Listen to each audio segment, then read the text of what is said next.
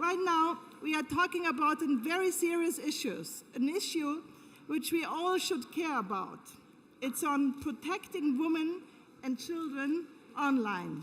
Protecting women and children online.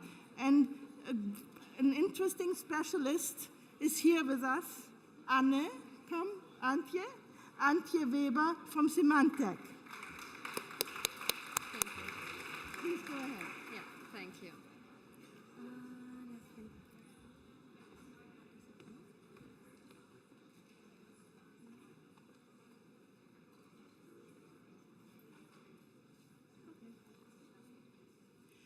Okay, so good afternoon to everybody. My name is Antje Weber and I'm working for Symantec. And you probably may know the products for consumers, Norton. And I would like to introduce you into a topic which is not probably focused on women this time. It's addressing really parents, so men and women too, because the topic is kids and their online behavior. So just let me give you a quick introduction what the Norton Online Family Report really is.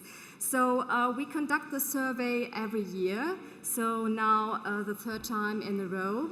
And it's conducted really in 14 countries worldwide. So in this first part we would like to publish next Tuesday is really focusing on kids' online behavior and also on the parents' awareness. So just in total to see that all over the world around 10,000 people have been questioned, adults and also kids between 8 and 17. So let us have a look. What does it mean, the virtual life? So there's really no doubt that the internet has really a huge impact on individuals and even on the whole society. So because it really changes also the communication between us all. And especially platforms where people can connect to each other, make friends, etc. So that's very popular, as we have seen before in the presentation. And just to see, only in Germany, 26 million people do social networking, and even 97% of children say that they do social networking. Just to see how important the internet is for people. And so there's just a small group who say, okay, I can live probably finely without it. But even nearly 30% say it's so important for them that they really want to connect and stay online every day. And it's a major part of their life. So what does it mean? So really, people consciously search for new friends online. They make contacts. They even also search for a partner. This is really a common way already to go online and go onto partnership websites to look for somebody else who maybe fits to you. So, and especially young people, it's quite common that they communicate via devices. So when you look at a group of young people sitting around, you will really see that many of them do smartphoning and text messaging and all that stuff, and even sometimes don't talk to each other. So that's quite what you can see. And even the privacy aspect isn't that important for them anymore. So they really talk online what they wish, what they like. And that's really something that they show their whole life online.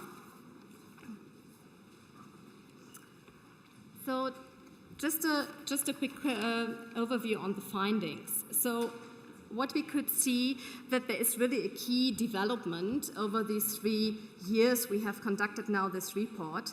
And it shows really that the parents get more aware on how much the internet has an impact on their children's life, and it's really a major part of them.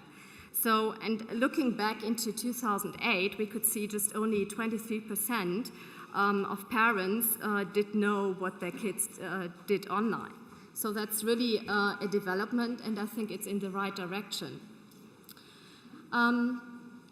So to look at the kids, what's quite interesting is for the majority of them, it's really important to show ethic behavior.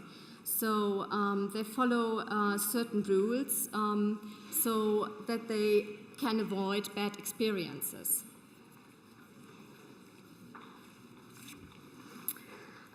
So what are the major activities children do online? So for sure, and many who have kids themselves and even teenagers, so playing games is really one major activity they want to do online. Also searching for information, and interestingly, they heavily use also the internet to do their schoolwork. And the other very important part, as mentioned before, is communication. So really to talk to friends, also talk to people they don't know. So that's really something what they like to do. And to see in total, around 12 hours are spent online per week. And so the most of the parents, they say that's quite too much time. And interestingly, also the kids say it's quite too much time I spent online. So the major other development we could see is that the parents get more aware also on the risk. So because not always good things happen. And they also are better informed right now how to deal with these maybe bad things which could happen to their child online. So nearly half of them would go directly to the police, and even when they see that their child is bullied or something, they would directly connect to the parents of this child and to solve this. And even also most of them, so nearly 70%, they have a kind of rules how to use the internet. Just only a few, they control it really. And interestingly, when you look into international to compare certain countries, we could see that the German parents are much more laissez-faire than, for example, French parents or the parents in the US.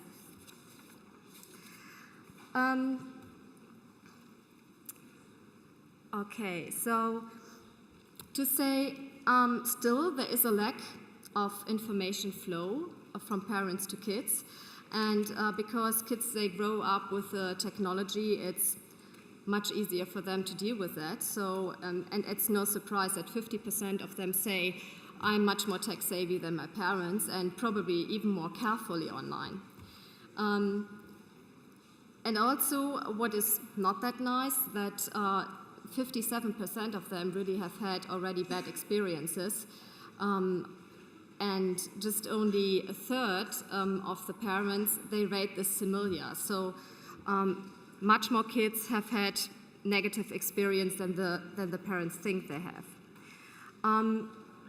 Also, many parents are still not aware that that's not only the computer where children go online and connect to the internet. It's just 6% who are aware of this.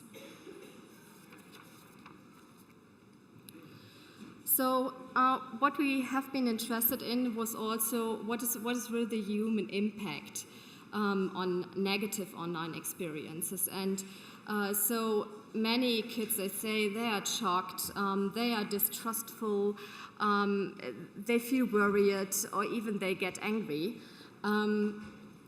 But what's most important is that many of them also say that they are picked personally. So they blame themselves and feel really guilty when something bad happens to them online.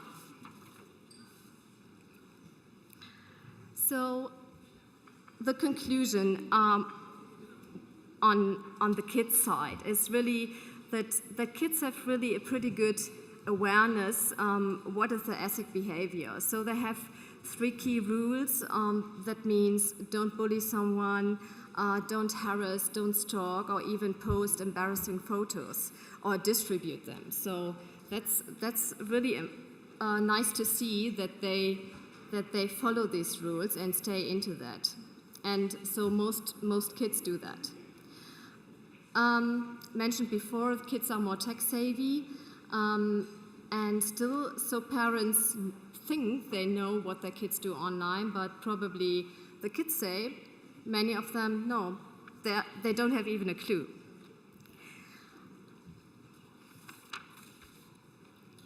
So out of this results, we maybe can give some advice to parents, which is really that you should keep up to date on the technology and even interest what is cool for your kids or what they are interested in, to really have a conversation about it and involve them in discussions around.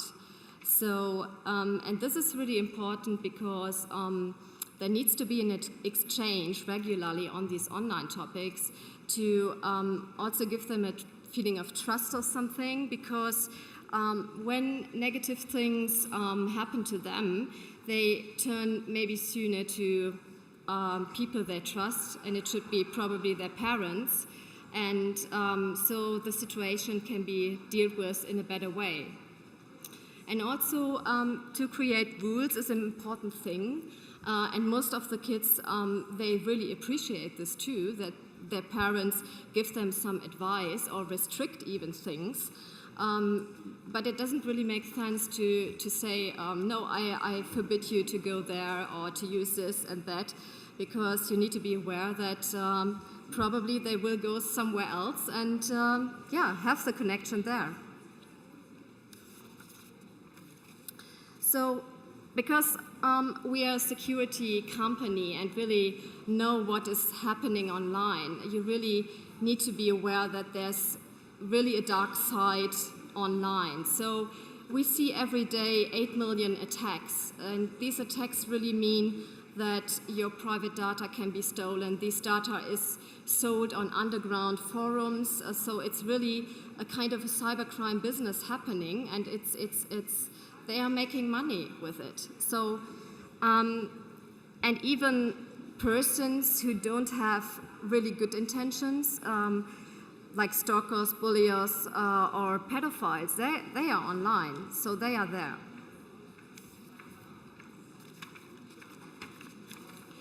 So technology can help in a way, so it can support you. It can help you to protect your PC and also your data, that it's not stolen.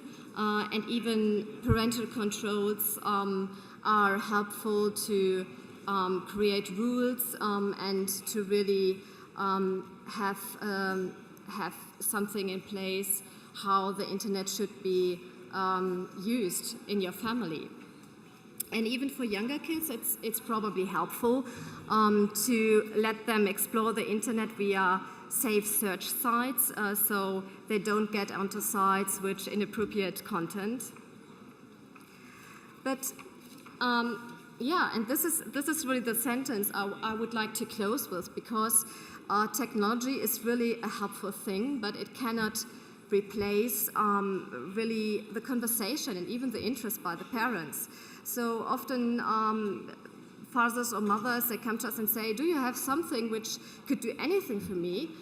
That's not possible. So you need to deal with that. You need to interact and be interested what your kids do online, just to prevent from the bad things.